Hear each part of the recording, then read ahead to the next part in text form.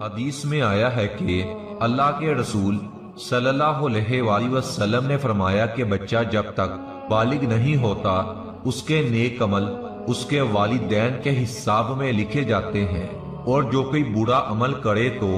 وہ اس کے حساب میں لکھا جاتا ہے، نہ والدین کے۔ پھر جب وہ بالغ ہو جاتا ہے کہ اس کی حفاظت کریں اور اسے قوت باہم پہنچائیں، اسلام میں 40 سال کی عمر کو پہنچ جاتا ہے تو اللہ تعالیٰ اس کو 3 قسم کی بیماریوں سے محفوظ کر دیتے ہیں۔ پہلی جنون، دوسری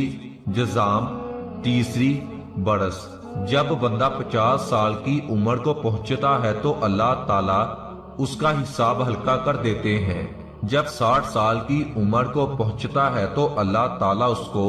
اپنی طرف رجوع کی توفیق نصیب فرماتے ہیں۔ جب 70 سال کو پہنچتا ہے تو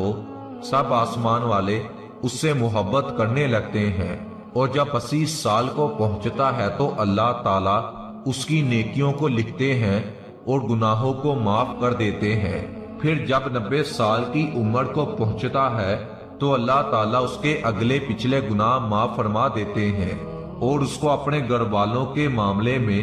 شفاعت کرنے کا حق دیتے ہیں، اس کی شفاعت قبول فرماتے ہیں، اور اس کا لقب آمین اللہ اور اسیر اللہ فی الارض یعنی اللہ کا متمد اور زمین میں اللہ کا قیدی ہو جاتا ہے، کیونکہ اس عمر میں پہنچ کر عموماً انسان کی قوت ختم ہو جاتی ہے، کسی چیز میں لذت نہیں رہتی، قید کی طرح عمر گزارتا ہے، اور جب انتہائی عمر کو پہنچ جاتا ہے تو اس کے تمام وہ نیک عمل نامہ اعمال میں برابر لکھے جاتے ہیں جو وہ اپنی صحت یعنی کہ قوت کے زمانے میں کیا کرتا تھا، اور اگر اس سے کوئی گناہ ہو جاتا ہے تو وہ لکھا نہیں جاتا۔ حضرت عثمان غنی رضی اللہ تعالیٰ عنہ سے روایت ہے کہ رسول اللہ صلی اللہ علیہ وآلہ وسلم نے فرمایا، اللہ تعالیٰ فرماتا ہے کہ جب میرے بندے کی عمر 40 سال کی ہو جاتی ہے تو میں اس کو 3 قسم کے امراض سے محفوظ کر دیتا ہوں، پہلا جنون، دوسرا جزام یعنی کہ کوڑ، اور تیسرا برس سے عافیت دیتا ہوں۔ مطلب یہ کہ 40 سال کے بعد ان امراض کا وقوع بہت کم ہو جاتا ہے۔ جب میرے بندے کی عمر 50 برس کی ہو جاتی ہے تو اس سے یسیر یعنی کہ آسان حساب کروں گا، مطلب یہ کہ 50 سال والے سے قیامت میں آسان اور سہل حساب ہوگا۔ اللہ تعالیٰ کی مغفرت سے کبھی مایوس نہیں ہونا چاہیے۔ حضرت علی رضی اللہ تعالیٰ عنہ نے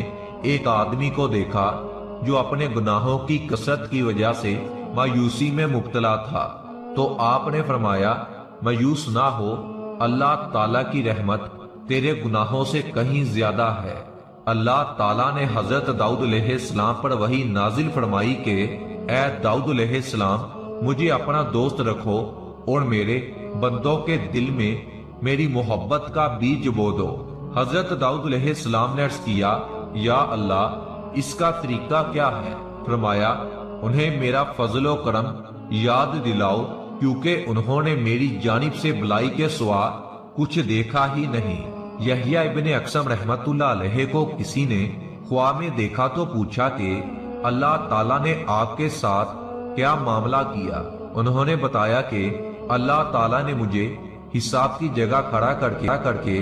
دریافت فرمایا کہ تم نے فلاں فلاں کام کیے ہیں، مجھ پر خوف ہراس طاری ہو گیا، مگر میں نے عرض کیا، اے باری تعالیٰ، مجھے آپ کے بارے میں ایسی تو کوئی خبر نہیں ملی تھی۔ اللہ تعالیٰ نے فرمایا، پھر کیسی خبر ملی تھی؟ میں نے عرض کیا، مجھ سے عبد الرازق نے، ان سے معمر نے، ان سے زہری نے، اور ان سے حضرت انس رضی اللہ تعالیٰ عنہ نے، ان سے رسول اللہ صلی اللہ علیہ وآلہ وسلم نے، ان سے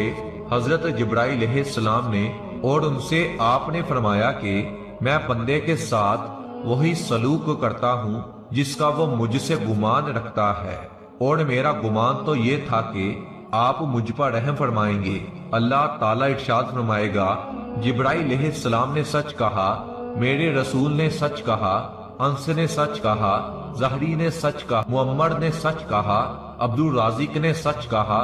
جو میں نے تم پر رحم کیا، حضرت یحییٰ رحمت اللہ علیہ فرماتے ہیں پھر مجھے بہت ہی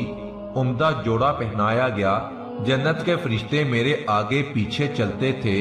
اور مجھے ایسی خوشبو ملی جو میں نے پہلے کبھی نہ دیکھی تھی۔ حضرت انس نبی علیہ السلام سے روایت کرتے ہیں کہ اللہ تعالیٰ فرماتا ہے مجھ کو بندے سے جب وہ دونوں ہاتھ میرے سامنے اٹھاتا ہے تو شرم ہے کہ میں اس کے دونوں ہاتھوں کو لٹا دوں۔ فرشتے عرض کرتے ہیں کہ یہ بندہ مغفرت کا مستحق نہیں ہے۔ اللہ تعالیٰ فرماتا ہے مگر میں تو بخشنے والا اور پرہیزگاری کا اہل ہوں، یعنی اس لائق ہوں کہ مجھ سے خوف کیا جائے۔ میں تم کو گواہ رکھتا ہوں کہ میں نے بندے کی مغفرت کر دی۔